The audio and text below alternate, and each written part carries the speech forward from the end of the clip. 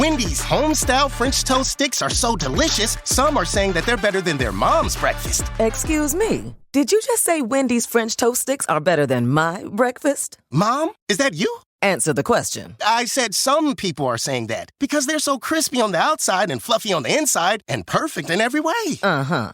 And what do you think? I think it's time to tell people to choose wisely. Choose Wendy's sweet and crispy home-style French toast sticks. That's still not an answer. At participating U.S. Wendy's during breakfast hours. Welcome to the Boneyard with Steve Robertson. As always, I am your good friend and host, Steve Robertson. Here on the Monday edition of the Yard, if you saw my tweet that we're a little later recording than normal, I decided to spend an extra evening out in Frisco with the lovely bride who went and was my esteemed photographer for the weekend. We're going to take the Mom and Pop show on the road again here to Lexington, Kentucky here in a couple of weeks. We'll see how things go with Biloxi. I don't know yet. We'll see. But listen, good weekend in Frisco. Not a great weekend of baseball. We're going to break all that down. I will tell you, we had a nice contingent of Bulldogs there. Had a chance to visit with Tommy News for a while. Zach Selman, Dak Prescott, Rafael Palmeiro. I say that not to name drop, but to show you that how many people turned out to support the Bulldogs as we go and play in Frisco, Texas. If you've never made that trip, and I don't know when we go back. I mean, we were back there in 19. It's been 4 years, and I've been both times. I'll tell you, they do it right out there. They really run a first-class operation. The scoreboard at times a little bit lags, and I had to stay on the guys about live stats every once in a while. But as far as the city of Frisco and the people that run that tournament, it's outstanding. It really is. And George and all those guys out in media relations for Frisco do such a wonderful job. They love college baseball. It's good to see my buddy David out there, too. I mean, there was just David McGee. A lot of people turn out and make this thing a great event, and I appreciate it. I really do. I love road baseball. I've shared that with you guys before. Part of it's because I like being a big fish in a small pond, right? The only Mississippi State media people there were me and David, and David's just kind of a part-timer, does it for fun. But no Clarion Ledger, no Tupelo Daily Journal, no Columbus Dispatch. Just us. And had a great time doing it, and we're committed to doing it. We believe in providing you guys with unprecedented coverage of Mississippi State athletics over at genespage.com.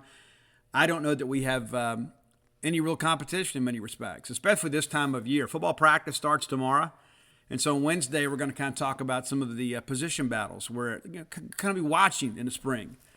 And men's basketball, tough loss Saturday night, and had a chance to watch that game with our good friend Roy Samanti, who gets your Spotify list together, a top 10 list. And so Roy and his children made the drive over to Frisco. And after the Saturday game, we went and had dinner with Dave and McGee, and then went and watched basketball with Roy Samanti and his kids and watched some UFC fights. So we made a big weekend out of it. I mean, that's the whole point. It's like, when you make those trips, Friday and Sunday are a travel day more times than not. So on Saturday, it's usually an afternoon game. You can get out and kind of enjoy the city a little bit, and we did. And so I encourage you to go get out and enjoy some road baseball when you can. I mean, a lot of Bulldog fans were really eager to get there. I step out in between games, and I see a baseball dad wearing maroon. He's got a couple of his sons behind him, and I thought, man, it kind of reminds me of my own dad, taking us. Except this dad was about to run into the stadium. He was so excited to see the Diamond Dogs. About left the kids behind. So, slow down there, Dad. I appreciate your exuberance and your enthusiasm, but it's a great thing. I mean, it's a great thing when parents are able to take kids to sporting events and make some memories together. Listen, when I was a kid, it was such a treat to go watch Mississippi State play. We didn't get to go very often. I mean, at times there would be a year or two between sporting events for us. So we just didn't have much, And so it meant a lot to me when my dad would make the effort and bring us to a game, knowing how much it all meant to me and my brother. And my brother and I got a chance to watch the game Tuesday in Pearl. Our wives were there, took a picture from Mom, sent it to her, put it on Facebook, that kind of stuff. It's kind of a rare occurrence, but it's a big deal, man. And I can tell you on behalf of your kids, they want to go to the ball game. And the older they get, the more they want to go to the ball game. Because it's like you want to be part of something that matters. It's one thing to go watch a movie, right? And you can talk about that with your friends, whatever. But when you go to a sporting event, you feel like you're part of something special. Especially when you're a Bulldog that lives out of state, and all of a sudden you show up at Riders Field, there's a couple thousand of your compatriots there, a couple thousand people wearing maroon. You start thinking, you know what? Hey, kids, see, it's not just me and you. All those years that I had my kids living down in Baton Rouge, we were just a maroon cork floating in a sea of purple and gold. And so anytime that I could bring them back up here, especially Anna, it was like kind of refueling the tanks a little bit. It's like, hey, I'm a Bulldog, and I can put up with all this trash talk because I'm proud to be a Mississippi State fan. And so it's great when we take the show on the road, and I enjoy going and covering all that. And listen, enjoy being your eyes and ears. I think we had great coverage. I think we had 5 baseball stories a day between Mike Nemeth and myself. And again, the baseball wasn't great, and it's still, some of the problems we had in week 1, we have in week 3. We got to fix it. We got to fix it. And I'm not going to sit here and tell you I think things are going to be okay because I don't know that yet. I know that there is some help on the horizon that could change the trajectory of things a little bit. And like I said on Bo Bound Show this morning, we went into week 1 thinking, okay, we should sweep VMI. We got 2-1. The next week, right, we're thinking, okay, we got UL Monroe here for 2 games. We got Arizona State. We knew Arizona State's going to have some dudes, so maybe you drop a game there. So you got to win these midweek games. You got to go 4-1. We go 3-2. This past week we talked about, hey, Southern Miss is a very good G5 team. They are. You're going to Frisco, playing 3 Power 5 teams. We felt like we could go 3-1. We go 2-2. So every week it's like we're dropping a game we shouldn't. That's how it feels to me. So this week, you got 4 very winnable games. They're not cakewalks by any stretch of the imagination. These are teams that are capable of winning some ball games. But we got to make up some ground somewhere. You'd say, okay, ordinarily it's a 3-1 week. We need to go 4-0 this week. We need to go 4-0 because if not, we're going to be chasing the season. We can't keep dropping these non-conference games. And listen, Ohio State might be a little better than people anticipated, but they're not going to win the Big Ten. Cal's a team that's improved a great deal. They just lost their Friday night guy for a while. So they're probably not a team that's going to chase a regional somewhere.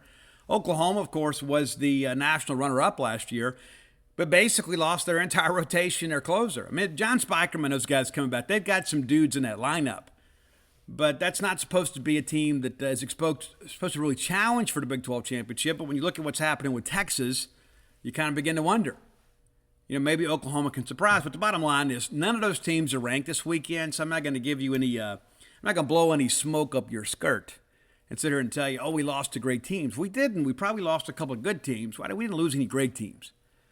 And to be honest with you, and this will sound very homeristic, I think we were the best team there. When we played to our potential, when we didn't, we looked at Bad News Bears. We're going to talk more about that here in the next segment of the show. Let's thank our friends at Bulldog Burger Company. I love Bulldog Burger Company. I loved them long before they loved me. And now we have this passionate love affair. You will love Bulldog Burger Company too. Many of you already do. You understand the quality of the experience you're going to get when you walk through the doors of Bulldog Burger Company. 3 great locations to serve you. University Drive here in Star Vegas, Gloucester Street there in Tupelo, Lake Harbor Drive in the Ridge and Flowwood area. And guys, it's patio weather now. It is a wonderful time to get out and enjoy a meal out on the patio. Nice, cool evening. Have an adult beverage. Go by there during happy hour. You'll be glad you did. Maybe you're just maybe you're pre-gaming for a night out. Maybe you're just going to have one to kind of wipe away the stress of the day. You can have an adult beverage there. It's a great night out with friends, a great night out with family. And I told you guys before, they're doing these tap takeovers. We're going to have more information on those as they kind of move forward. That's a really cool thing they're doing, allowing some brewers to kind of come in and showcase their products at a great place like Bulldog Burger Company. To all of you, and many of you like that sort of stuff. You're like, hey, Steve, I like the national brands, but I like supporting a local brewer because sometimes it's a little bit off the beaten path. It's a little bit unique taste, and you're going to be able to get that at Bulldog Burger Company. Get the great restaurant quality hamburger. It's one of the fine delicacies in life. Get the spring rolls as your appetizer. They'll make you and everybody around you better looking. And get that dessert to go, whether it be the Shipley bread pudding or perhaps that chocolate shake. Bulldog Burger has a cure for what ails you. Bulldog Burger Company, the place for people to go to meet, M-E-A-T. All right, I told you guys last week, I thought we'd go 2-1 over the weekend. That's what I expected. I thought we'd beat Ohio State, lose to Oklahoma, and beat Cal. And a lot of people thought we'd lose all 3. Well, we didn't. even though it kind of feels that way, I mean, you end the weekend on a positive note. So you head home with an important W under your belt. But the reality of it is, I feel like we gave away that Ohio State game. And we're going to preview. We're going to go over that one first. We're going to go over every pitch, but it's an 8-3 ball game, and let's go over this kind of really quick here. We didn't hit the baseball, and that's the thing that really disappointed me. I really thought once we got Isaiah Coupe out of the ball game, we could feast a little bit on that Buckeye bullpen. We didn't do it, and probably the story early on in this ball game wasn't Coupe, but it's Gerangelo Sanchi. And I asked him directly on yesterday, pronounce your last name for me. He says, it's Sanchi. Sanchi. Not Sanjay, not Sanjay, Sanchi. Gerangelo Sanchi, per him himself. And so Gerangelo faces the minimum the first 3 innings. I mean, he goes out there, he gets 1, 2, 3 in the first. We hit the first hitter the second inning. We get a double play to get out of it, then it's a K. Third inning, similar situation, leadoff walk. We turn a double play. We get a pop-up. So he's faced a minimum through 3. Meanwhile, Coupe, we have him on the ropes early. It's a leadoff walk. Ledbetter strikes out swinging. And Colton has been great for us this year. He had a very difficult weekend in Frisco. Larry then takes second, goes to third on a failed pickoff attempt. So all of a sudden, you've got a runner at third with less than 2 outs, and we can't get him home. Those are the kind of things that just drive you batty right there. DJ walks, works, does a good job, gets us to runners on the corners, and then Hancock, the captain, strikes out swinging. DJ still second, so now you got 2 men in scoring position, and Slade Alford, who had a terrible weekend, flies out to right. Not just offensively, but defensively. He went 0 for the weekend. So you get a man on, you get the leadoff guy on, you get the 3-hole guy on, and we get them both in the scoring position, can't do anything with it. In the second, we go 1, 2, 3, and all 3 of them are Ks. Bottom of third, we get going again. Leadoff hitter is Lane Forsythe. Yes, that guy, Lane Forsythe, the much maligned Lane Forsythe, who might be state's hottest hitter right now, doubles the very first pitch into right center. So right out of the gate, in a nothing ball game, you've got to go ahead and run on base with nobody out. Larry flies out to left. We can't advance the hitter. Ledbetter walks. DJ strikes out swinging, and then Hancock grounds up the middle. They force the runner at second base. These are the kinds of things in tie ball games that get you beat. And I know Chris Lemonis is not a big advocate for bunting. I am in situations like this. When you know you have a dude on the mound, when you got a true Friday night guy out there dealing against you, anything to kind of get him off his rhythm a little bit is a good thing. So, you know Amani Larry can bunt. You know Lane Forsythe's got decent wheels. I'm bunting right here. I'm going to have Larry bunt for a hit rather than just a true sacrifice. But here's the worst case scenario here. I get the bunt down and Forsythe's at third. Now all of a sudden I got a runner at third with less than 2 outs. If I can just elevate something, and of course that changes everything, right? It changes the pitching sequence. And then Ledbetter, of course, ends up getting the walk there. But if he goes up there looking to do a job, thinking, hey, I got this runner at third. Let me just see if I can't find something to elevate here. Maybe we get a sac fly, get a 1-0 lead. Maybe things are different today, right? And again, I'm not being critical of Chris here, but I would have bunted in that situation with my 9-hole hitter leading off with a double and probably the best bunter on the team, not named Lane Forsythe, in the box. Not to mention great speed there. So, my favorite play to run in all of baseball. Told you guys before. And maybe this is why I'm just so, maybe over the top about this particular situation. I've got wheels at second, a great bunter at the plate. I'm going to run the bunt and run right here. I'm going to steal right here, right? And I'm going to bunt. And, of course, my bunter is going to understand you got to get this bunt down. I mean, worst case scenario, you pop this thing up and it's a double play, right? And all of a sudden, coach looks like an idiot. But here's what happens. The third baseman, you got to put him in conflict here. And I don't know if they're running a 10 bunt defense here. Probably not. Right? Probably not. Probably got third base up a little bit. But when the runner breaks from second on the pitch, what does every player on his team, on the opposing team, yell? Going, right? And then all of a sudden he hears going and he sees Larry square to bunt. Now the third baseman's in conflict. My immediate reaction when I hear Goins to cover the bag, and all of a sudden that I see this guy square the bunt, and all of a sudden, hey, the bunt defense, what's my responsibility here? So I might cause a little indecision here. And he may get to it and either have to eat it or throw it away, right? I love that play. I ran it I don't know how many times as a hitting coach in high school. We didn't do it here. Listen, Chris has never run it, and Chris sees life a little differently than I do, and I've been critical. But we get nothing out of the inning. All right, top of 4, they finally break through here. And again, Gerangelo doing a good job here, but we get an infield single, just kind of a crazy thing here. Infield single, they still second. We throw it away. Gerangelo does, trying to pick a guy off at second, trying to reset the clock basically. We get a K, and then it's a wild pitch. So they scored the initial run based on one hit. A single, stolen base, fell pickoff attempt, and a wild pitch. And so a lot of that's self-inflicted. He gets a single, and they manufacture a run, but a lot of that is we're conspirators in our own demise here. Kern grounds out to short, Thomas walks, and then Andrews flies out to right. So, if we don't make that throwing error, and we don't have the wild pitch, that guy's at second base, then we absorb the walk, and we get a fly out to end the inning. And again, the pitching sequence is a little bit different, but, we contributed here to this run. State goes 1-2-3 in the 4th. Evan Sierra comes in, and he has been outstanding for State. He had a rough inning in this outing, but he starts off well enough in the 5th. A 1-2-3 inning, a pair of Ks in there. Bottom of 5, State ties this game up, and this is when I thought we'd be okay. I said, hey, we're going to be okay here because we're about to chase this guy. And Gerangelo's kept us in the ballgame. Sierra's been solid. I think we're in good shape here. So it all starts again with a 1-out walk to Lane Forsythe. He goes to second on a wild pitch. So now the Tide runs to second, less than 2 outs. They walk Amani Larry. They go out and have a mound visit. Then they walk Ledbetter. Now the bases are loaded. DJ strikes out swinging. Hancock grounds out. And then they honestly, they ruled this a muff throw at second. I thought we made it anyway.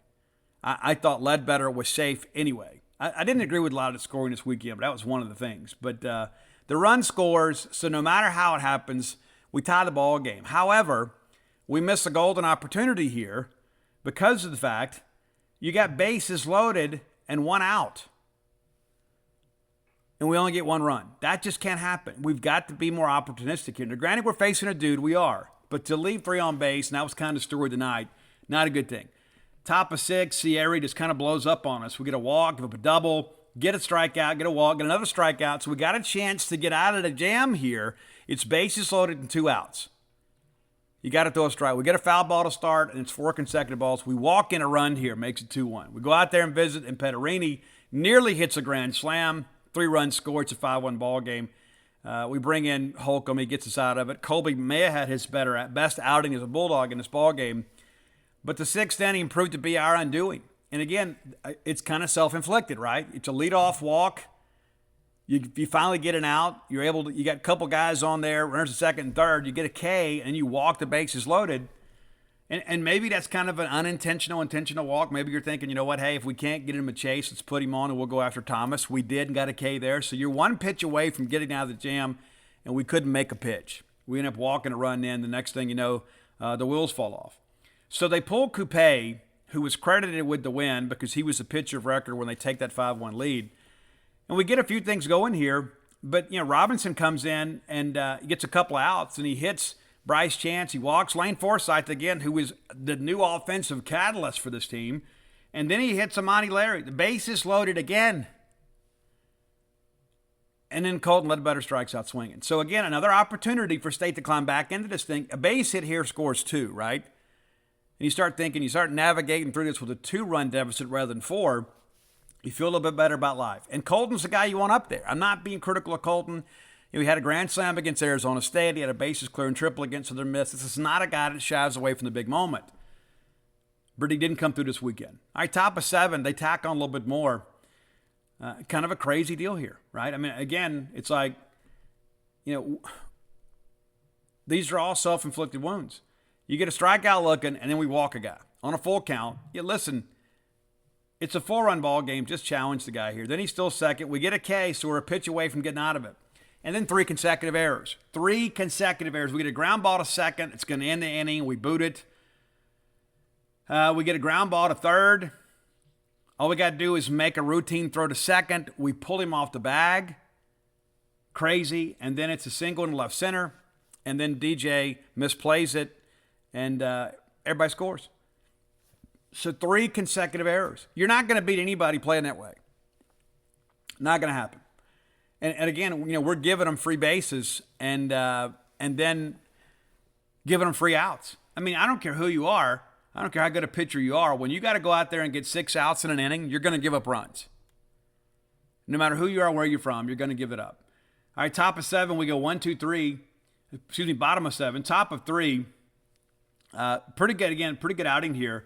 Strikeout looking, ground out to third. We walk a guy and walk another, but we get a K to get out of it. So those 2 walks don't come back to hurt us, but you can't keep walking the ballpark. Bottom of 8, State makes a little bit of a challenge here. After 1 out, there's a walk to Kellum Clark, and Bryce Chance singles to right center. Runners on the corners now. Forsythe then reaches on a fielder's choice. The run scores, makes it 8-2. Larry's in hit by the pitch. Ledbetter singles to shortstop. So here we are, bases loaded again. It's an 8-2 ball game in the 8th. We're down to 4 outs, and you just feel like, hey, a base hit here at least makes the night somewhat manageable. We pinch hit with Connor Hyzak here in place of DJ Jordan, and he K swinging. That's a tough spot to be in, but you know what? If you're a veteran guy trying to win a job here, you got to put a ball in play. We don't. Top of 9, they come out there. Made it a little bit interesting, I guess. There's a ground out to third, and this is Brock Tapper coming in. And Brock's become very reliable for State. You have a single back up the middle, and that's a very competitive at bat. It's a 1-2 count. Starts out 0-2, and then we throw a ball to get him a chase. He can't get it, and gets Kenny Kern, a guy that nearly transferred to Mississippi State. We get Ross in a strikeout look, and we throw a wild pitch here, but then we get Andrew strikeout swinging. So, again, nice inning for Brock Tapper, who is consistently going out there getting outs. Bottom of 9, State makes it a little bit interesting. There's a walk and then offers hit by the pitch, and then Hunter Hines hits the ball right on the nose. And give them credit for some advanced scouting. It's right to the shortstop who's standing right behind the bag. He steps on the bag. It's a double play. State still didn't quit. Clark walks, Bryce Chance walks, Forsythe walks. They walk in the run here. So bases loaded again. And Amani Larry, you're thinking, okay, the tying runs on deck in the form of Colton Ledbetter. If Larry can get on here, you never know, Colton may get a hold of one. Larry hits it well, just happened to be right to left fielder. That's a ball game, 8-3. And the story of this game, it's remarkable to look at this box score. I mean, it is. It absolutely is. Guys, we struck out 15 Ohio State hitters and lost. We struck out 15 and lost. They struck out 12, and Coupe had 9 of them. Their bullpen strikes out 3 guys. They had to cover 4 innings. And we lose. You start looking at earned runs. We give up 4 earned runs here. 4. And 4 unearned runs. We give up 5 hits in the ball game, and we strike out 15. If I told you before the ball game started, we're going to give up 5 hits, and we're going to strike out 15, you'd say, oh, what was the final score? Did we 10-run rule them? No, we didn't, because we walked 8. And it seemed like every one of them came around to hurt us. And in addition to that, we made 3 errors in 1 inning that opened up the door for 3 runs. You take away that 7th inning, it's a much more competitive ball game. There's just so many things here, and it's like there's if this, then this. It's not one thing. You got to play clean defense. You got to throw strikes, and you got to be clutch at the plate. And we weren't. And it kills us. All right, the Oklahoma game, it's a much different deal. Like, so we play, we nibble a little bit on Friday, and we walk the ballpark. We pound the strike zone, and listen, some of this is Scott Kennedy. Okay, Scott Kennedy is a guy that is known throughout college baseball. The guy manages the game well, but if they evaluated people on balls and strikes, I don't know he'd have a job. He'd probably, at California Junior College or something. But Scott Kennedy is going to make you throw it down the middle of the plate. He's not going to give you corners. And what's so crazy about it is that in this particular ball game, for both teams, he was calling the left-hand strike. And what I mean by that, to his left, to the catcher's left. It didn't matter if it was a right-handed hitter or left-handed hitter. He was giving them a half ball to a full ball off the plate. And then at times he would just go away from it. He would consistently give it for 2 innings, and then all of a sudden you couldn't. So it was a strike the first time through the order. Why didn't it strike now? So Kennedy's going to make you put the ball across the plate. We did and gave up 18 hits. And so when that happens, when you've got to go challenge guys, you better have some sink. And we didn't. We absolutely didn't. I'll give you kind of a quick run through here. But, Graham Eintema, that's the correct pronunciation, Eintema. He faces the minimum in the first inning. You get a couple of Ks. There's an infield single. Then we pick him off. Bottom of first, State has a chance here. Larry grounds out, but Ledbetter walks. Still second, so you got to go ahead run at second. They walk Bryce Chance, who's hitting 3-hole, and I kind of like that, to be honest with you. They go out and have a visit, and we're facing a guy that had never started a college baseball game. Transfer from Texas Tech. That was primarily a reliever. No, he was exclusively a reliever. Had 5 relief appearances at Tech. Comes to Oklahoma. You got a chance to put him on the ropes right here. We ground out to the pitcher, and then offer grounds out to the pitcher. Back-to-back deals after the mound visit. It's like you get to go ahead run at second with less than 2 outs. He gets a walk behind him, so you get 2 guys on. We never advance to the runner. We don't.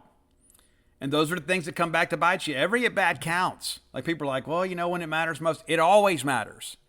It always matters. People remember the dramatic 9th inning home run. Well, there's no drama if you take care of business the first 8 innings. All right, top of second, they get to us here. And again, we got off to a pretty good start here. Ground out to short. And give Nicholas some credit here. We're in the shift, and he just basically pushes it toward the second baseman by the pitcher, kind of into no man's land. And then it rattled Eintema. It did. Clark then walks. We get a fly out to left. We're a pitch away from getting out of this with 2 men on. And then Easton Carmichael, a freshman catcher who was absolutely outstanding, he killed us. 3-run bomb here. But even then, rather than Eintema kind of fold, he goes back and gets a K of the 9-hole hitter Pettis. Bottom of second, State comes back and takes the lead because we got a little fight in us. Hines flies out to right, and that's another thing I think about too. When all these rallies seem to happen when there's 1 or 2 outs. You need that out. You got to get a leadoff guy on. Rice Heifel does a great job singling to left center. And then, again, he puts pressure on Spikerman by taking the big turn. And it forces the high throw, and immediately he takes second. So it's a single with a throwing error. Kellum Clark singles back up the middle. Great job of hitting here. A lot of people think that Kellum Clark has this caveman mentality. It's a see ball, hit ball thing. He showed some real maturity here. Rather than trying to pull this ball, he takes it right back up the box. Heifel comes around to score. And Lane Forsythe kind of follows suit here. He goes up and works and works and works and works and works a count, try to get something he can handle, and then they walk him. Then they walk Amani Larry. Bases are loaded here. They go out for the mound visit. Colton Ledbetter, again, up with the bases loaded and can't come through. However, he gets a short fly ball to left field. We decide to send the runner, and the throw is up the line. They charge an error to the catcher. I don't agree with that at all. But either way, the run scores. It's a 3-2 ball game. Bryce Chance comes up now with runners at second and third. And again, this is why I like him hitting 3-hole. He is going to try to hit the baseball where it is, not try to do too much. Your typical 3-hole hitter is a guy that's got to be a masher. I think where we are right now offensively, I like Bryce there because I know Bryce can put the ball in play. Again, rather than try to do too much, what does he do? It's a line drive to center, 2-run score. It's now a 4-3 ball game. State's ahead. And then Luke grounds out to second. But, you feel like, hey, the damage is done here. We finally got into this pitcher, a guy that's probably a little bit rattled anyway. We made him pay. And immediately we give it back. So you go out there and you put 4 runs up in the inning, and then you walk the leadoff hitter? Are you kidding me? Just go out there and pound the zone. It didn't make a lot of sense to me. Then we get behind, again, 2-0. We walk McKenzie on 4 pitches. And then it's a single to third base. They lay it down. It's like, again, you're bunting for a hit here, but worst case scenario, it works its way out to be a sacrifice. You got a couple guys in scoring position. Initially, they called the guy out. And I thought in live action he was out until I saw the replay and the ball actually bounced to Luke. Luke made a great effort trying to make it a play here. Now bases are loaded. Harrison singles through the right side. Couple runs score. Oklahoma's back in front. We get a pickoff here. Then we walk Nicholas. And then we walk Clark. And so that's 4 walks in the inning after you put up 4 runs. That's your answer? That's not competition. That's not going to get it done. That's not Mississippi State baseball. So you pull them, you bring in Tyson Harden. They pinch hit and bring in Garza Gongora, who homers to right field. Drives in 3 runs here, makes it an 8-4 ball game. And then Easton Carmichael doubles again, and we get Pettis to pop up to the shortstop. But just after you take a lead, 4-3, you go out there and you walk the ballpark. You walk 4 guys in an inning. It's insanity, man. It is. It is. And this kind of stuff that infuriates me and infuriates you, and I can assure you Scott Foxall and Chris Simonis feel the same way. Now, the difference is it's easy for us because, we didn't go recruit the kids. But the kids understand the expectations of Mississippi State baseball. You can't go score 4 runs and then walk 4 guys in the next inning. You can't do it. And I tell you this, you can't keep trotting that guy out there too. If that's what he's going to do, you can't put him out there. All right, bottom of third, Rice Highfield, kind of the the highlight of this inning. He hits a 2-out solo home run to left, and it was an absolute tank. Congratulations to Ross and the Highfield family. First collegiate home run there.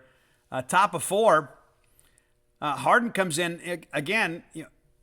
We kind of throw him into the fire here, but he comes out and does a pretty good job here this next inning. You get a strikeout swing and a ground out to second. You give up a pair of singles, and there's a walk, and now all of a sudden you put yourself in a jam, but you get to fly out to left center to get out of it. And again, the walk, of course, extends the inning. You can't do that. All right, bottom of 4, State rallies again. They did some damage there in the third, and you kind of navigate through it in the fourth, and then you get to the bottom of 4, and it's a 1-run game again. Lane flies out to left, Amani with a single, Ledbetter strikes out. However, Larry advances to second on a wild pitch, and they walk Bryce Chance again. Wild pitch makes both these guys up. Now runners at second, third, 2 minutes scoring position. You just need a base knock. And Luke comes through. The captain doubles down the left field line, 2-run score. It's now 8-7. So you're a base hit away from tying this thing up. Slade grounds out, but you feel like, okay, we're back in it. We're back in the ball game. So you put up, a couple runs there to make this thing competitive. You're within a run and plenty of ball game left. And we go out there and we give up 3 consecutive hits. A triple, a single, a single. It's now a 9-7 game. We bring in Tyler Davis. And before Tyler Davis is done, it's a 12-7 game. Now, Tyler Davis had an outstanding 2 years at VCU. He has had 1 good appearance at Mississippi State. He has got to get it together. Simple as that. He has to get it together. That guy's got to come in here. And you forget, too, he almost wasn't eligible because VCU kind of opposed the transfer. So we had to kind of appeal that. We had to get a waiver. We got it all done. And so when people work this hard to make you part of their program, you got to respond. I know the guy's not going out there thinking, it's okay. I'll just go, we'll do the best I can. No, the best you can may not be good enough. It's not about doing your best at Mississippi State. It's about doing what's expected. And Tyler Davis has got to be a dude for us. He does. He's shown some flashes. I don't know what's going on with him, but he's got to figure it out.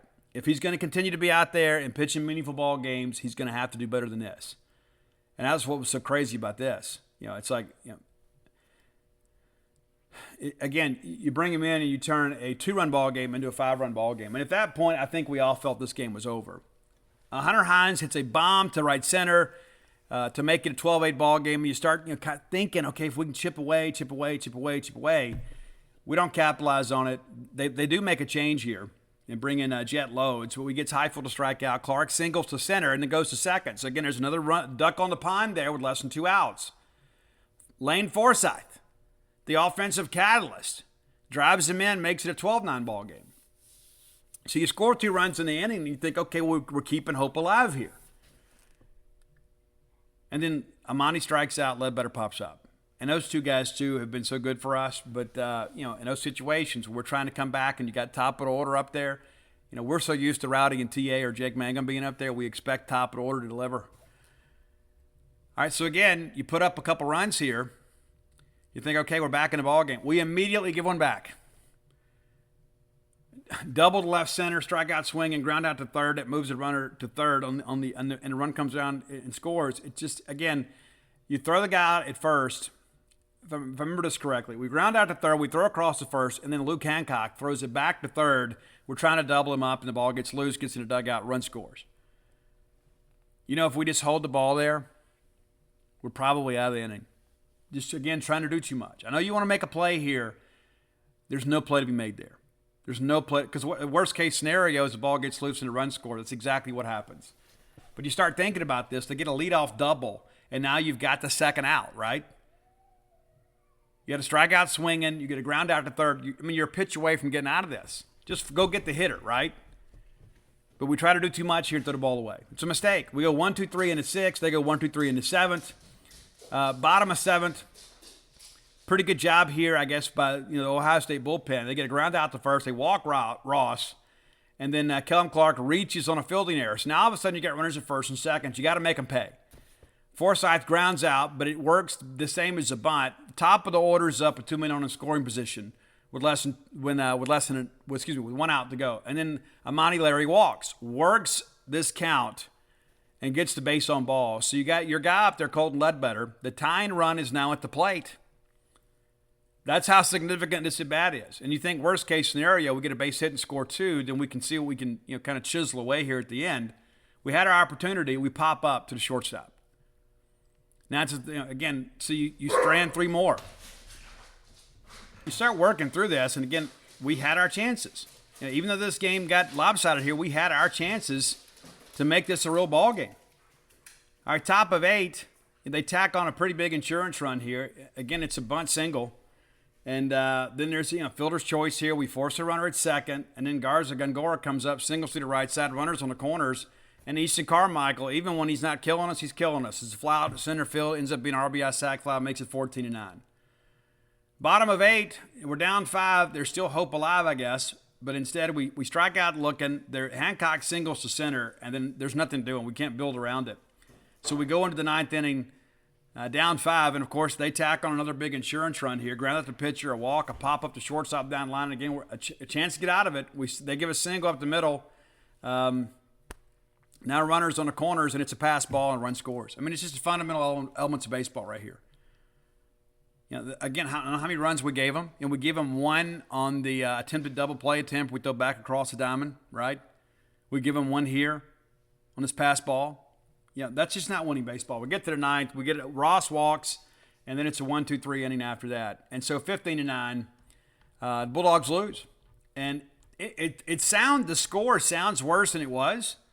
But State had every opportunity to make a game of this. And again, battled for a while. But in the later innings, I thought there was a little laydown in us, to be quite honest with you. I thought we battled and had opportunities. We just couldn't get the big hit. But we ended up leaving 10 on base. It was an epidemic all weekend. And then finally we get to the Cal game. And this one went a lot quicker, even though State wins a ball game. I thought pitching was better in this ball game. Really for both teams in many respects, even though everybody scored the first 3 innings.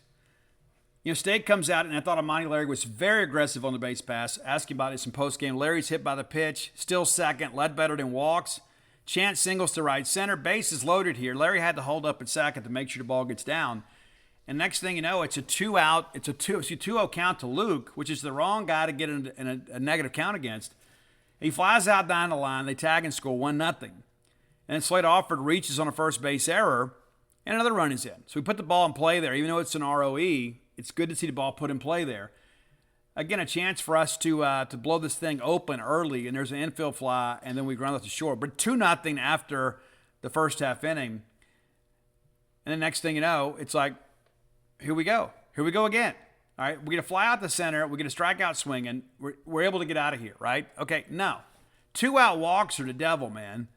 We walk Crawford a 3-hole hitter. Then he goes to second on a pass ball. Then it's a double down the line. That's how life works. And we had him struck out. We had Peyton Scholes struck out. And just kind of a bad luck deal here. We had him struck out, a little bit of a foul tip. We can't hold it. And the very next thing he does is he lines the ball down the line and 2-run score. That's just kind of how it works sometimes. And maybe I'm misremembering that aspect of it. I know he swung and missed. But nevertheless, it's a 2-out walk that extends the inning. And then, of course, we have the pass ball. It puts him in a scoring position. Then it's a base hit. So, it's self-inflicted, and at some point the baseball gods make you pay. All right, top of second, State comes back and gets that 1 run back. It all starts with Clark reaches on a drop pop fly by the second baseman, never even touched it. Forsythe strikes out looking, and then Larry doubles down the line. Clark goes to third. So you got 2 guys in scoring position, less than 2 outs. Ledbetter grounds out to short. The run scores. Base hit there, scores 2. Chance flies out to center field. So Ledbetter gets the RBI there, and he was leading the nation in RBIs going into the weekend. He had picked up a couple, but certainly a chance for some more. And then Gardman comes out, gives up a gopher ball to crush him. Solo shot, makes it 3-2. And guys, here's the thing too. A lot of people are like, I don't understand. Guys, listen. When we've got to lead challenge hitters, and that's what we did, and we got ahead 0-2 here, and even had a 1-2 count.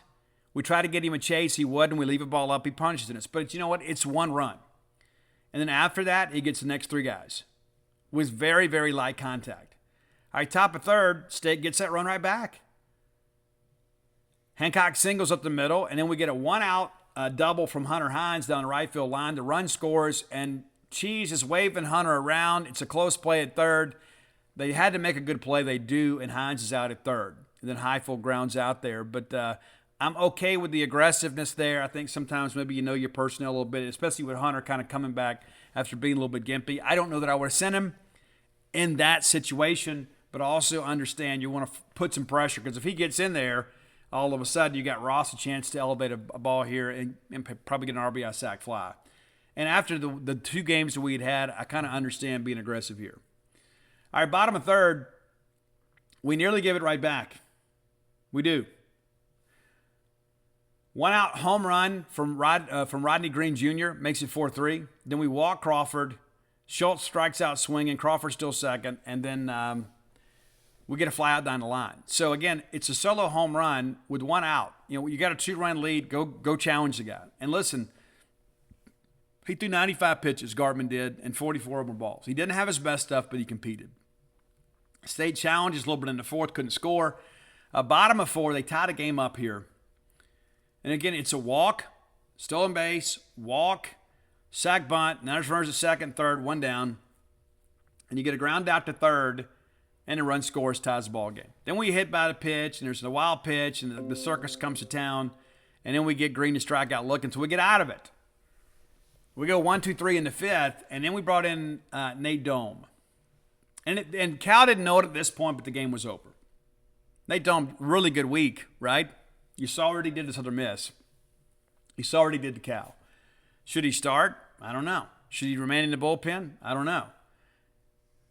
I don't know that I wouldn't start him, to be honest with you. I can't guarantee that I'm going to get to him with a lead, right? So we bring in Nate, and he gets a K swinging.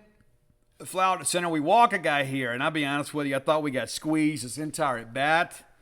And we get crushed from the fly out at left. State goes 1-2-3 in the sixth. Cal goes 1-2-3 in the sixth. Two of those Ks. Top of seven. A little bit of heroics here from Amani Larry. Lane flies out to center. Hit the ball really well on a full count. Larry flies out to left. Home run to left to give State a 5-4 lead. And the way Nate was pitching, you felt pretty good about things. Ledbetter then grounds out to second. They make a change here. And then Bryce Chance doubles to right center. Hancock walks. You're thinking, we're fixing to blow this thing open. We don't. Slate flies out to center field. So it's a 5-4 lead. State's got the lead back. State had nursed this thing along. And a couple of solo bombs allowed them to kind of climb back in it. But bottom of seven, a fielding error by third baseman here by Slade Alford. And then we force the runner at second. And then it's another fielding error on Slade Alford. And then we get Peyton Schultz, who was outstanding all weekend, to strike out. And then we hit both by the pitch. The base is loaded. This is their chance. And we get crushed from the fly out to center field. That's the only threat they had to Nate, and that's aided by two errors in the inning. We know what happened in the seventh inning against against Ohio State. We gave them the game. Here we are with two errors in this inning. What is it about seventh inning? Can we just play clean here? Our top of eight, State gets some separation here. Heifel reaches on an error, and then Kellum Clark hits the ball, 464 feet to really put the game away, 7-4. And then it's a ground out, a single, and then Ledbetter flies out. Bottom eight, we give up an infield single. The only hit against Nate Dome was an infield single, and we nearly make a play here. Then it's a fly out, fly out, fly out. Top of nine, State comes back, gets a big insurance run. Chance singles to right center. Hancock doubles down the line. Chance scores is 8-4. Chester's in hit by the pitch. He came in relief of Slade Alford. They bring in Stamos, and then he gets a ground out to second. Now you got runners at second and third with less than two outs. You got to find a way to get these things home. Ross tries to elevate one. It just wasn't quite deep enough. They hold the runner, and then Kellum strikes out swinging on 3 pitches. You got to find a way to get that run home. I know it's an 8-4 ball game. You can never have enough. But with Nate's like, I got it. 4 runs is more than enough margin. He gets a 1-2-3 inning. A couple of those are Ks. And so the story of this game is Nate Dome for one. But number 2, State did what good teams do. They answered. You get up 2, you give up 1, and then you score 1. You give up 1, you get that run back. Hey, Bulldog fans, you want to win like your dogs do? It all boils down to recruiting. It's not just about development. It all starts with recruiting. The same is true in business. It's as simple as that. You need to recruit more MVPs to be a part of your business to help you win. Because if you're hiring, you need Indeed, because Indeed is the hiring partner where you can attract, interview, and hire all in one place. It's probably their best feature. Indeed is the only job site where you're guaranteed to find quality applicants that meet your must-have requirements, or else you don't even have to pay. Instead of spending hours upon hours combing through multiple job sites, hoping to find the right candidates with the right skills, you need one powerful hiring partner that can help you do it all. That's Indeed. They partner with you every step of the process, find great talent through time-saving tools like the Indeed Instant Match assessments and virtual interviews. With Instant Match, as soon as you sponsor a post, you get a short list of quality candidates with resumes on Indeed that match your specific job description, and you can invite them to apply right away. Plus, you only pay for the quality applications that meet your requirements. How about that? Recruiting's never been easier. Start hiring right now with a $75 sponsored job credit to upgrade your job post at Indeed.com/Boneyard. That offer is valid through March 31st. Go to Indeed.com/Boneyard to claim your $75 credit before March 31st. Again, that's Indeed.com/Boneyard. Some terms and conditions apply. But you need to hire, you need Indeed. Be sure and check them out today. You'll be absolutely glad you did. Right? State scored the first 3 innings of the ball game. It's tied after 4 because State didn't score in the half inning. But you match them in the 5th and 6th with no scores. But in the final 3 innings, State scored 4 runs, they scored nothing. And in tight ball games, that's the difference. State got timely hitting late. They made them pay for errors. The good thing for State is the 2 errors that happened in the 7th inning didn't cost us any runs. But we can't keep living that way. Because how many times does it happen for us? So it is a good win. California's a 7-3 team. They're going to be a good team. I don't see them in a regional, though. I think they'll be a good team in the Pac-12. I don't know how good the Pac-12 is going to be this year. But I know that, Cal, without their Friday night guy, is probably can't absorb that. They're a young team, though. They feel really good about life kind of moving forward. But State ends the weekend 1-2 and 2-2 on the week. And so you feel like in many respects, State a game back of what they should have done. And again, I think Ohio State's probably the game we should have won. But when you go back through the Oklahoma game, you can see how many missed opportunities we had in this ball game. I mean, State had a chance to win all 3. I mean, if we just get decent pitching against Ohio State out of the bullpen, and you get good starting pitching against Oklahoma, which both of those have remained elusive, right? You win the ball game. And the thing that I think about is, what will this pitching staff look like with a healthy Cade Smith, a healthy Pico Cohn, and a healthy Aaron Nixon? And they're not far away from what I understand. But you start thinking, okay, we can add those guys in, and you don't have to keep trotting the same guys out there. Provide some competition and some more talent. All 3 of those guys are very talented. You get those guys back, heading into SEC play, all of a sudden you have a little more confidence in pitching. And that's going to determine the quality of this season. It's not going to be hitting. In many respects, it's not going to be defense. I think they'll get that figured out. But the pitching. Because what happens when you walk the ballpark is, your fielders begin to lose confidence in you. They begin to drift. Their attention is not what it should be. When you got a guy out there that's rocking and throwing strikes and letting the defense make plays for him, it's easy to play good defense. But when you have to sit there and sit there and sit there and sit there and watch guys walk guys and walk guys and walk guys, it impacts your defense. And if you don't believe it, go coach a baseball team at any level. You'll find out yourself. That's how the game works. But again, State 1-2 on the weekend, 2-2 on the week, and we'll preview the rest of the week later in the show. Time for today's Top 10 list. Is always brought to you by closewithblair.com. That's CLOSE with Blair, BLAIR.com. Blair is a mortgage professional. There are a lot of people in the mortgage industry. Blair's a pro. You want your loan closed without a lot of stress or anxiety? Your best bet is closeatblair.com. Visit that website today, or better yet, let me give you his personal cell number. How would that be? Just between us girls here, let me give you Blair's personal cell. Don't tell anyone I gave it to you. That's just for you. No, seriously, Blair won't mind if you share it with a friend that's maybe looking into purchasing a home. Hit him up at 601-500-2344. Again, that's 601-500-2344. Let him know you heard about him on the Boneyard. He's going to pay for your appraisal. That's about a $500 value. There's a lot of people out there with this smoke and mirrors approach of thing. Blair is very straightforward, an honest businessman, 21 years of experience in the industry, top 1% close ratio in the country in back-to-back years. Works for Fairway Mortgage, recently voted number 1 in customer satisfaction with mortgage loan origination. Again, that's closeatblair.com. And thanks to Blair for always sponsoring our top 10 list. Now, we had tons of requests. I would venture to say maybe more requests for any list in the history of the top 10 list in the last 24 hours for Gary Rossington. Those of you who don't know Gary Rossington, he was one of the 3 lead guitar players in the legendary Southern rock band Lynyrd Skynyrd.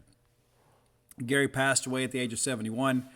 Not sure what happened there, but Gary lived a long life. And as my wife mentioned last night, as we're riding across Dallas and headed to the movies, went and saw Knock at the Cabin at one of these dinner and a movie places where they serve you dinner. They call themselves serving you dinner. They charge you 18% gratuity. They didn't give you bad service. But nevertheless, I digress. Got out of the movies and found out about Gary Rossington, and I was saddened, man. I really was. And many of you were as well. And I sent out a tweet and put on Facebook that it was sad. I mean, Gary Rossington, the last surviving member of the original lineup of Lynyrd Skynyrd, is now gone. It's sad. I mean, as my wife says, hey, it's not a big shock that these aging rock stars are passing on. I mean, we're not getting any younger. That's true. One day I'll be gone too. And you'll have the Boneyard to go back and listen to and the books to read. I feel like I've left a pretty good legacy. I try. My kids will always be able to go back and hear my voice, right? That's the case for Gary Rossington on a much bigger global scale. A lot of people that love Gary Rossington will always have his music to hang on to. So we're going to do a top 10 list of songs written or co-written by Gary Rossington today on the list. Very heavy on the Skynyrd. We've done a lot of Lynyrd Skynyrd here. My favorite member of the Skynyrd family was Alan Collins. Gary Rossington probably second. But very sad deal. And I think Gary Rossington probably extended Alan Collins' life because of the Rossington Collins Band. And we're going to start with a Rossington Collins Band track called Seems Like Every Day off the second album from the Rossington Collins Band. And those of you that don't know, Leon Wilkerson, Billy Powell, those guys got together after the plane crash and tried to continue, not as Lynyrd Skynyrd, but to kind of keep the legacy alive in many respects. They would still play a Skynyrd track or two every now and again, but they did a lot of original music with Rossington Collins. But from the second album, It Seems Like Every Day. Number 9, a Skynyrd track. It's Mr. Banker. That's written by one Gary Rossington. Number 8, probably an underappreciated classic in the Skynyrd catalog, is Things Going On. That's also written by Gary Rossington. Think you'll enjoy that one. Number 7, love this track, man. Absolutely love it. It became a bit of a catchphrase, kind of in the Southern vernacular. It's Don't Ask Me No Questions, and I Won't Tell You No Lies. Number 6, going back to the Rossington Collins catalog, probably the most appreciated song they wrote, their biggest hit.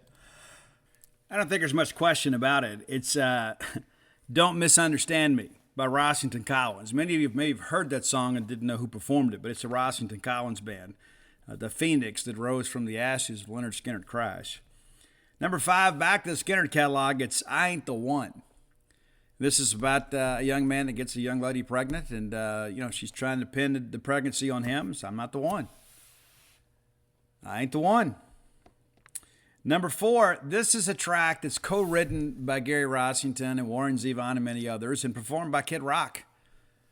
And Kid Rock had reached out to Gary Washington, asked for permission, and Gary's like, hey, let's do it. It's All Summer Long by Kid Rock. And Gary was a part of that production, and I don't know that song comes together without Gary Washington. Number 3, What's Your Name? This is a song that was written in part about Melody Van Zant, Ronnie's daughter, but Gary came up with a great hook here. But what's your name, little girl? What's your name? Number 2, and we're going to close out with some absolute Skinner classics. Number 2, it's Sweet Home Alabama. And I don't know if Alan Collins and Gary Washington were ever better than on this one. Number 1, though, and this is a song, too, that probably the only song that surpasses it in popularity in South Mississippi is Amazing Grace, but it's Simple Man by Leonard Skinner. You talk about words for living. There's a lot of songs out there that are anthemic. This is one of them. And I think at some point, every young man in the South has had that conversation with his mom or his dad. It says, hey, here's who I need you to be. Here's who I want you to aspire to be. And the song Simple Man is a part of that. Shinedown covered it, and I told you guys on the show before, the reason they did is because former Shinedown guitarist Jason Todd was married at one time to Melody Van Zant. It's very difficult to get permission from the Van Zant family to record a Leonard Skinner song, and I'm glad it is that way. But Simple Man was recorded by Shinedown and covered by Shinedown, and they really reintroduced this song to a brand new generation. As much as I love Brent Smith and the guys from Shinedown, nothing compares to the original version. You can go through so many lyrics there. You know, it's like, forget your lust for the rich man's gold, because all that you need is in your soul. And then the part where they talk about, follow your heart and nothing else. And those are the things that, we talk about authenticity in life. We talk about being your genuine self. And my wife and I, too, we do these cards when we travel. It's like a little card game where you ask each other questions and things like that. And a lot of times she likes to drive. And that's fine with me because I can, get on the phone or whatever, and she gets tired of driving for a while. But a lot of times, after you've listened to Octane on a long trip, you've heard everything you want to hear. We'll get these cards out. We'll ask each other these questions. And, one of the questions that has come up that it came up again today. It's like, what is something people should never joke about? And my wife was talking about, kind of along the same lines, people that you shouldn't be, judged for, for who they are. And one of my biggest pet peeves in life, and it doesn't really impact me much because I've got alligator skin. I mean, I got hair down on my waist, man. I got covered in tattoos. I don't really care. Do I look like somebody that cares? Like I'm conducting a poll on how I should look. But there are a lot of people out there that, maybe they weren't born with good genetics. And they're not what some people would call attractive. They got nothing to do with that. They didn't pick their parents. And there's so many people out there that are so judgmental of how people look. Not how they choose to look, but just basically how they look. And I don't think that's something we should ever, judge people for or be critical of. Oh, that person's not attractive. Okay, well, everybody's attractive in their own way to somebody. It's like, it's weird to think, you see people out there and you say, you know what, there's somebody somewhere that thinks that is the most beautiful woman ever, or that is the most handsome guy ever. Even if they're not attractive to you, they're attractive to somebody. And how would you feel if you were judged in that same light? Most people are not attractive according to society standards. And so, I think that kind of plays hand in hand with the Simple Man thing. It's like, just be yourself. Be your authentic self. And the people that love you are going to love you anyway. It's like somebody sent me this song a while back. I'm not a country music guy, but somebody sent me this Brantley Gilbert song. And I was having a tough time. I'm not going to lie. And it's the great song, The Ones That Like Me Love Me. And they said, every time I hear this song, I think of you. And you know what? That became rather anthemic for me because that's, those of you that like me, love me. There's not a lot of people that are indifferent about me. And I don't think anybody is listening to this show or buying books or subscribing to our website because of how handsome they think I may be. I wouldn't even begin to rank myself. I think this is probably the coolest version that I've ever been. But I think it's very poor form to judge somebody based on their appearance. It's one thing, we see somebody that's attractive, and we can all agree, hey, this person's very attractive. Not everybody is going to be, Julia Roberts or Halle Berry or Pamela Anderson or, anybody like that, or Brad Pitt. That's just not the case. And the reason that they are so universally known for their looks is because of the fact that they're the exception rather than the rule. But most of us are the rule rather than the exception. Most of us are just pretty average. You know what? That's okay. You got to do some different things to stand out. But, my little platitude for the day, I guess you could say, is let's not judge people for things they can't control, right? I mean, people can't control how they're born. You can't control your parents, your DNA. You can't control your family legacy. You can't control your family wealth. All you can do is control yourself. And there's somebody out there for everybody. There is. And a lot of people, I'll be honest with you, and I was like this too, and I'll share this with you and we'll move on. But man, every time in my life, before I met my wife, I settled for her. I did. My friends used to call me Baskin and Robbins. And I laugh about that now because it was a flavor of the month club. That's what they used to always say. Because I'd meet some girl and I'd be so infatuated with her, and then I'd feel like, there's not anything here. There's no substance to this relationship or even to this person in some situations. Maybe they were attractive, maybe they weren't. Maybe they were a means to an end or whatever. But, when I finally said, I'm not going to settle for her, I ended up meeting the woman that became my wife, and she's upstairs now. We just got back from Frisco, Texas together. And so I'd encourage you, don't settle. Don't sell yourself short. Now, we're not all going to date a model, right? As Bubba Sparks taught us. None of us will date a model. I did. But the reality of it is those situations are few and far between. And so I just encourage you, love people for who they are and not for who we'd have them to be. All right, next segment of the show brought to you as always by Campus Bookmart. Campus Bookmart, a Starkvillian institution. Go by and check them out next time you're in town. Campus Bookmart, the best selection of Mississippi State merchandise in the known universe. Go by and check them out. The Bully Shop, completely renovated, no longer in a textbook. And by renovating the Bully Shop, it's allowed them to expand their selection. If you can't make it to town, visit them on the World Wide Web at campusbookmart.net. Use promo code BSR to get free shipping on all orders over $75. Any order less than $75, absolutely incomplete. Again, that's promo code BSR at campusbookmart.net. Okay. We lost to Vanderbilt Saturday night, and it really felt like every time that we made a run, they answered. Give them credit. We've talked about it for the better part of 3 weeks. It wasn't going to be the game we thought it was a month ago. 10,544 people showed up at Memorial Gymnasium to watch the ball game. Stayed trailed by as many as 10 in the first half. Battled back, won the second half, but still came up 5 points short.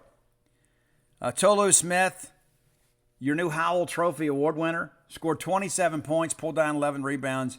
This is a guy that's trying to play his way into the big dance. I don't get the sense that he has draft-itis at all. He is playing very unselfish basketball. He's playing within himself. And how many times have we said the last couple of years he just didn't have good hands for that entry pass? He's gotten better with that. DJ Jeffries, a big ball game too. One of the biggest games he's had wearing maroon and white. 17 points, 11 boards. Shaquille Moore also 13 points for him. Cam Matthews pulls down 11 boards and nearly had a steal late. I thought he did. I think they kind of anticipated a call there because he knocks it loose and it goes off the Vanderbilt player's foot. Should have been our ball. However, they call a foul. We're never able to get caught up there. But no points for Cam, which is a rarity. But he still finds a way to do things right. Deshaun Davis, 5 points for him, and had some moments late that I thought he should have been a little more selfish, just 2 of 3 from the floor. But I felt like, again, we played with great intensity. We had a great game plan. Bulldogs not especially sharp from the free throw line, just 12 of 21, and three-point shooting, it kind of is what it is at this point, right? 4 of 17 as a team, but it felt like Vanderbilt, every time we made a run, they found a way to hit a three. 12 of 25, that's really the difference in the ball game right there. They make 8 more threes than us. That's 24 points. Points in the paint, State with 36. They had 22, so we neutralized a little bit of that. But without Liam Robbins, you felt like we'd have a greater advantage inside. And give Vanderbilt some credit. Did a great job. 21 points off the bench. State just 10. State with 25 second chance points because we did such a good job on the glass. Vanderbilt with just 24 boards. We had 45 rebounds. Think about that for a second. Nearly doubled them up on the glass, and that kept us in the game. And then when they answered, of course, it was a three-point basket. Not a great run, but I tell you, when you go back to the end of this ball game, we talked how many times in the last couple of years we talked about how crucial the final 4 minutes are, and State always found a way to fold. You look here at the 4-minute mark, State is down 10. 4:21 to go, State is down 10. We knocked down a couple free throws. Next thing you know, we get a stop. Tolu again with a basket, cuts it to 7 at the 3:40 mark. We get a stop, we miss a 3. They get a rebound, we foul, and make a couple free throws, push it back to 9. And just when you think the game is over, we get a defensive rebound, and Sean Jones Jr. rams home a 3. It's a 6-point game now with 2:14 to play. We get a stop and a rebound, and Shaquille Moore in the paint, lays it up and in. It's a 4-point game with 1:34 to go. They get a layup, and you think, okay, it's over now. They're up 6 with a minute to go. No, because we end up getting fouled, and Sean Jones steps up and knocks them both down. It's a 4-point game with a minute to play. We end up having a foul. Jordan Wright makes 2 free throws to push it back to 6. We miss a 3. They get a rebound. We foul. They miss the free throw. We get the rebound, miss a 3. Then there's a block there. We get a rebound, miss a layup down close, and they end up fouling. Tolu makes 1 of 2, makes it a 5-point game. 19 seconds, you think this thing is over. No, we get an offensive rebound. And DJ Jeffries makes a jumper. It is a 3-point game with 10 seconds to go. And again, we thought this thing was over at the 4-minute mark, but it's not. It's a possession game. We just got to get a stop here. And that's just where we get that play where they call the foul. And it really felt like, it looked like in hindsight, that it was a clean poke and it should have been State's ball. They make 1 or 2 free throws. We go down. DJ again makes it a 2-point game, 8 seconds to play. And from there, we just couldn't get any closer. They make 1 free throw, so we have a chance, here late. And then Cam Matthews has to kind of hoist up a desperation 3. And it felt like we had a little more time here. We kind of rushed the shot, and I don't know if I want Cam taking that shot, especially considering he was over on the night. But the fact that we were down 10 with 4 minutes to play and had a chance for a game-tying shot in the last seconds says, again, a lot about this team. And then we end up having a foul, and they make a couple free throws. They were really academic at that point, made it a 5-point game. But there is so much fight in this men's basketball team. There's so much to be proud of in this men's basketball team. This team deserves to be in the NCAA tournament. Now, you want me to sit here and tell you that we're in. I don't know that we're in. I believe if we beat Florida, we're in. I believe that we will be in. I know what the latest projections suggest. However, if we lose that game to Florida, I think we're headed to the NIT. I don't think we're in today. And there are a lot of people out there that say, we're in. I think it's wishful thinking. I think, maybe if the tournament started today, we're in, but we still have a game to play. That's important to understand. There is still a game to play, and I just don't think we're in a position that we can afford to lose a ball game. Maybe you disagree. That's not how I see it. I think we're going to have to go out there and beat Florida. We should have beaten them when we played them here. Do we not agree? I think we do. So let's take a quick look at this Florida Gators team. They had a couple guys, of course, make all SEC. They're 16-15 overall, 9-9 in the conference. They've won their last 2. They're 10-5 at home, 4-7 on true road games, and 2-3 on a neutral floor. So 6-10 away from the O'Connell Center. We got to take full advantage. Let's just go back and kind of look at SEC play here and see kind of how we got here. But they're right there with us in the standings. Overall, State's got the better record. We got to go play well. They open up SEC play losing at Auburn. They lose to A&M by 3. And A&M, you saw what they became over the course of the year. They beat Georgia 82-75, lose at LSU. I mean, who loses to LSU, right? Rough. It's pretty crazy. Think about this. I mean, it is. It is. All right, so you lose to LSU. You beat Mizzou. You lose at A&M, and that's a 2-point game. And you come to Mississippi State, you win 61-59, a game that we should have won. We all know this. We let that one get away. We wouldn't be in this position today. And we'd probably play in Florida, but the reality of it is we'd have a game more to our credit. I think we'd feel better about our standing. Then they beat South Carolina. They lose at Kansas State. They beat Tennessee. in Gainesville by 13. And you know how good and athletic that Tennessee team is. They go and lose at the Rupp Arena. They get blasted by Alabama.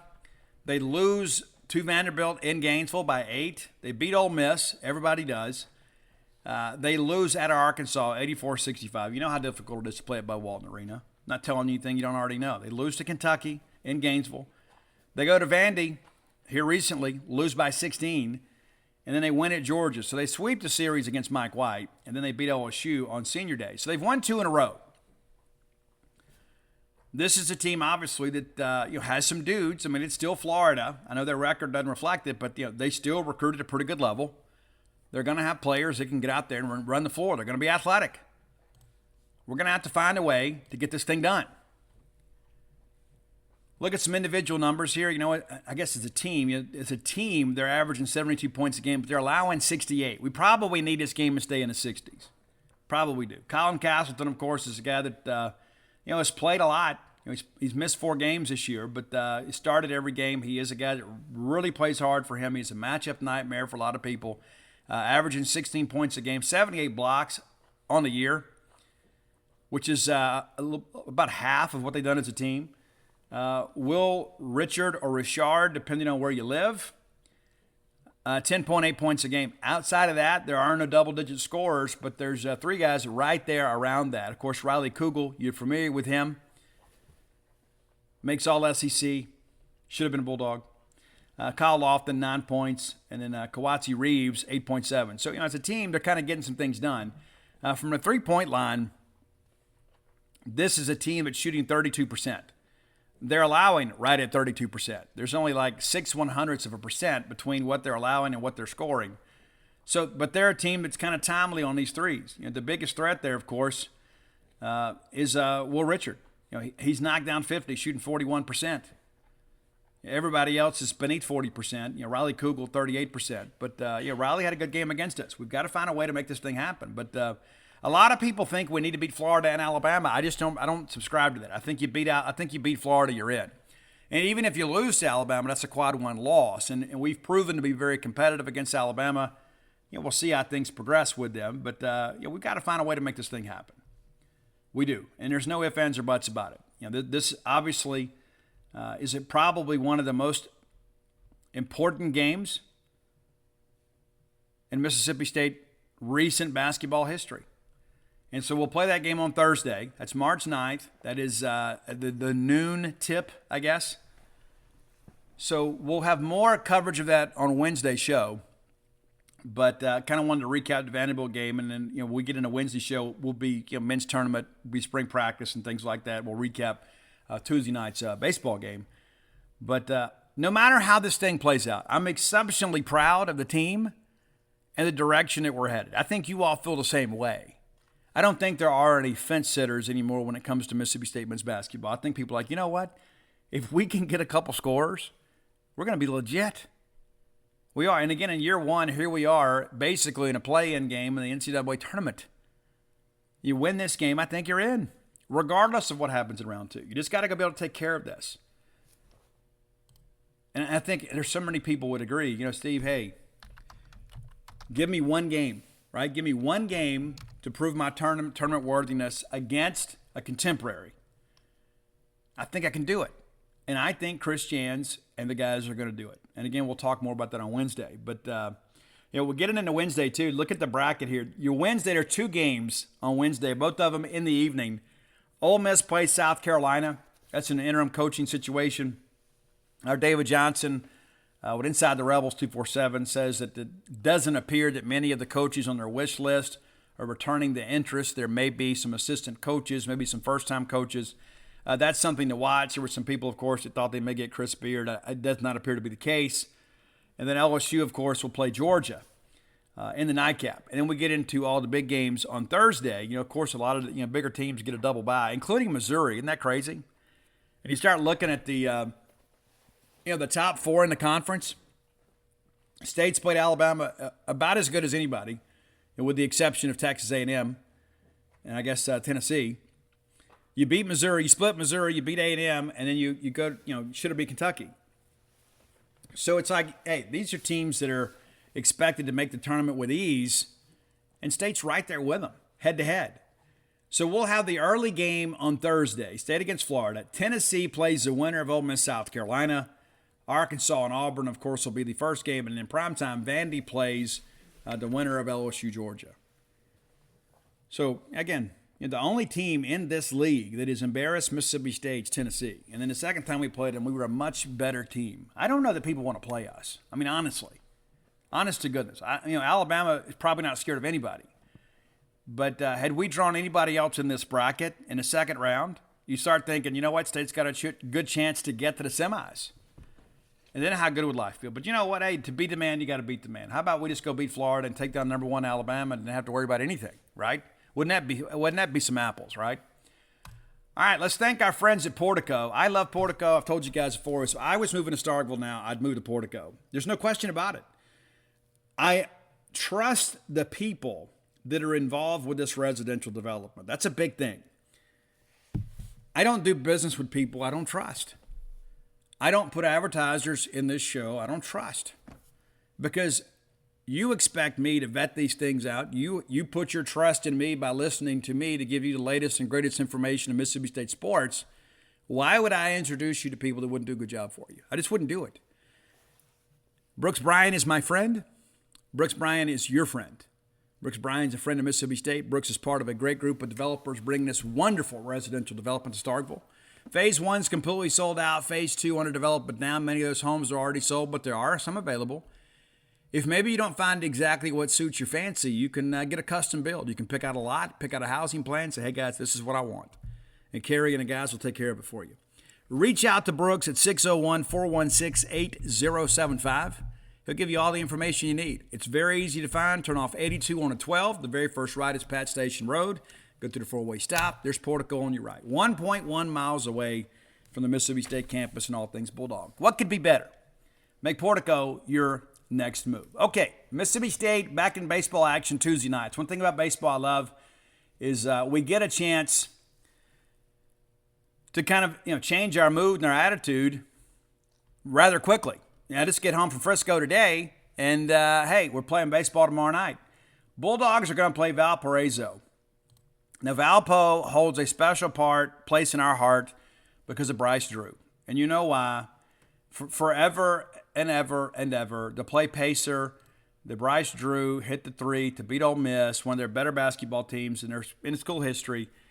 That's going to be in the March Madness video montage for the rest of our lives. And thank you, Bryce. If I've never said it before, thank you, Bryce, for that. But Valpo, hey, these guys are playing some pretty decent baseball right now. It's not a typical midweek game where you just say, hey, we're just going to show up, go through the motions, and beat these guys. I don't know if that's really the case. They take 1 of 3 from Kansas. They win the Saturday game. Again, of course, it's weekend pitching, right?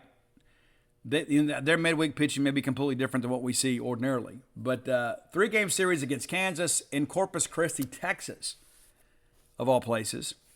And the Jayhawks take 2 of 3. They don't play a midweek game. The next weekend, they head to UT Martin, and they sweep all 3 games from the Skyhawks. They don't play a midweek game again. They go play a 3-game series against Arkansas Little Rock. They take 2 of 3. So they are 6-3 overall and have not played a midweek game. So I'm not sure who they're going to pitch. They've had the full complement of their pitching staff, of course, on these weekends because people hadn't thrown midweek and need some arm care and things of that nature. But this is a 6-3 team that has not played a home game yet. Every game they've played has been on the road. Now, it's going to be a much different deal. Of course, it's a Tuesday game. So if you're around, we encourage you to come out and be a part of this. The game will be available on the SEC Network Plus, but I'm going to ask you to forego that and come be a part of this. I know it's Tuesday night, but come on, come be a part of it. After they play us, they head to Southern Miss for a 3-game weekend set and then go to Omaha and work their way back up north. They're at Omaha and then at Notre Dame in a midweek game, then at Indiana State, and then finally, on March 28th, they play a home game. And that's cold weather baseball, right? Those guys got to come south. And even another team like Kansas got to come south and meet them. So I'm not going to sit here and tell you we're going to blow these guys out. We should. You think from a recruiting standpoint, we should. But the reality of it is you can't take anything for granted. They have 4 hitters right now that are hitting above 300. Kyle Schmack and Jake Skrine both hitting 308. Ryan Maka hitting 351. Nolan Tucker leads the team with a 412 batting average. Leads them in most offensive statistical categories. But Kyle Schmack is a guy, too. Really nice slugging percentage of 718. He's got 4 doubles, 4 home runs, 12 RBI. Where's number 27 for them? Probably a guy you got to be careful with. Do we start Bradley Lofton? I don't know. I don't know. Probably.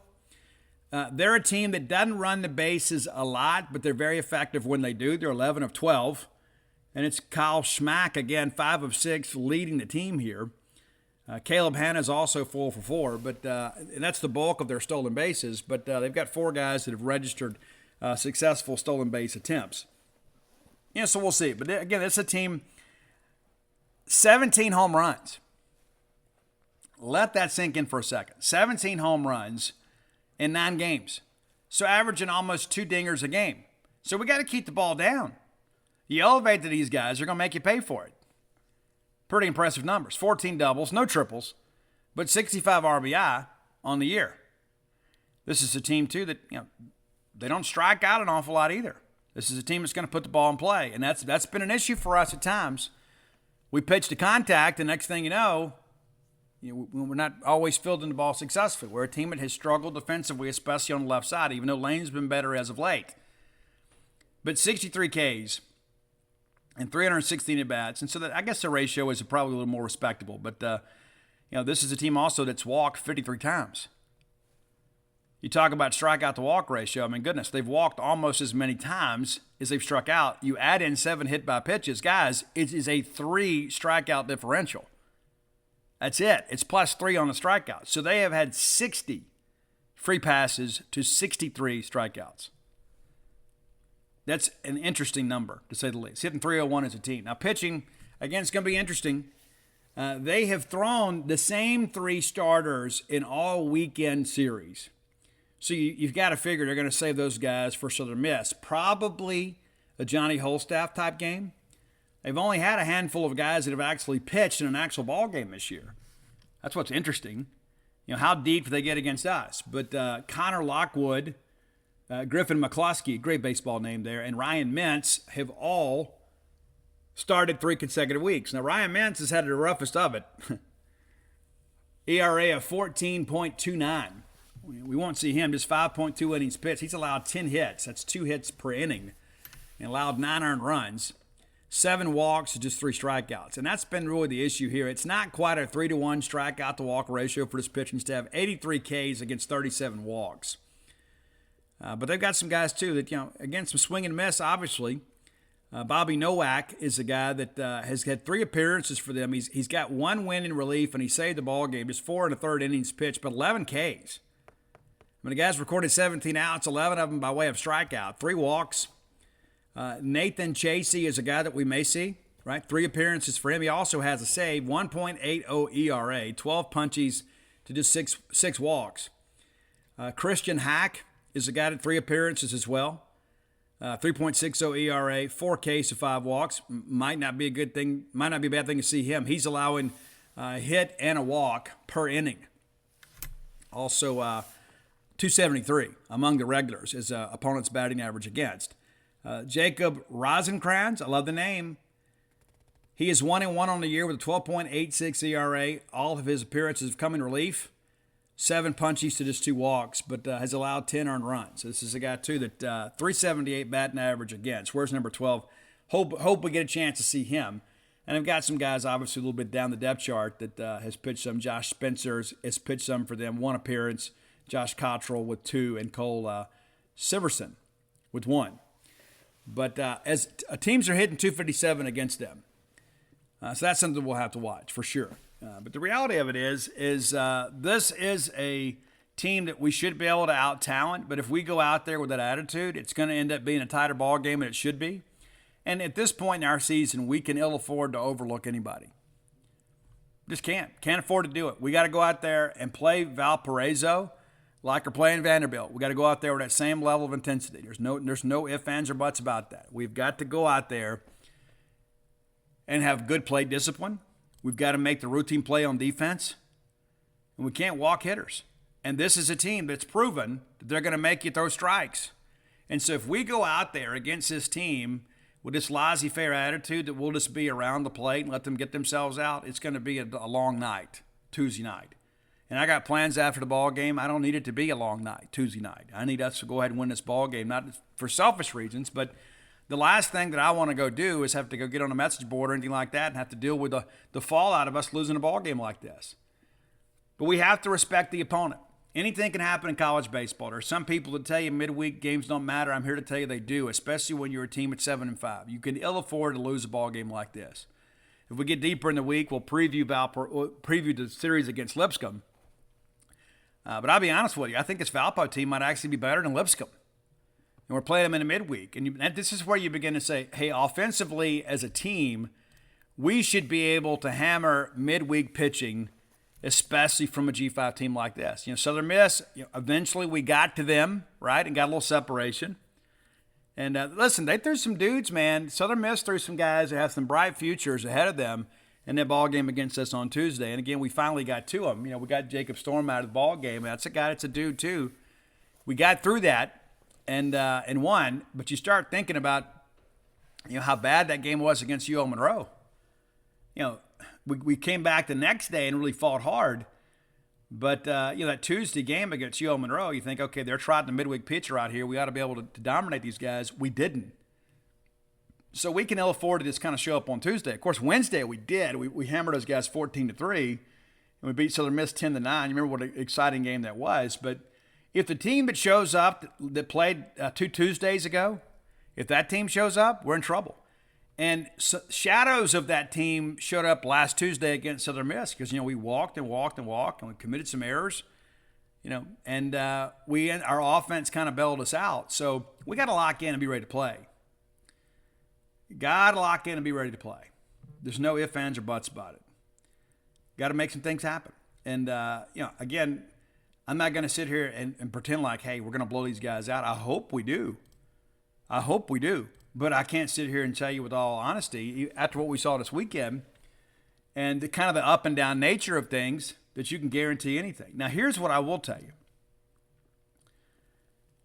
When you begin to think about how we've scheduled, actually pretty smart in hindsight. Ordinarily, everybody plays a couple of cupcakes, or 3 or 4 cupcakes the first couple of weeks. We didn't do that. Okay, VMI, yeah, it's a series we should have swept. You guys know that. We farted around and lost that game on Saturday that we're up 10-1, right? I mean, that should never have happened. We should have swept VMI. We shouldn't have lost Louisiana Monroe, but we did, right? That's 2 losses right out of the gate. However, Arizona State, that is one of the blue bloods of college baseball. I know they haven't been as good as in recent years, but they're going to have some dudes. And so you play them, and then you head to Frisco and play 3 Power 5 teams. And now you ease up a little bit here with Lipscomb. So we're kind of getting the team that in many respects is kind of considered a cupcake the last weekend before we get an SEC play. But you start thinking here about what's in front of you. You should be able to beat Valparaiso. You should be able to win this series against Lipscomb. And, of course, you never guarantee a sweep. We need a sweep, but you never guarantee it. You start thinking, okay, what's a reasonable expectation? Go 3-1. If you get 4, you make up one of those inexplicable losses. Maybe you make up for that loss against VMI, right? Let's say you go 4-0 this week. Not expecting that, but let's say you do.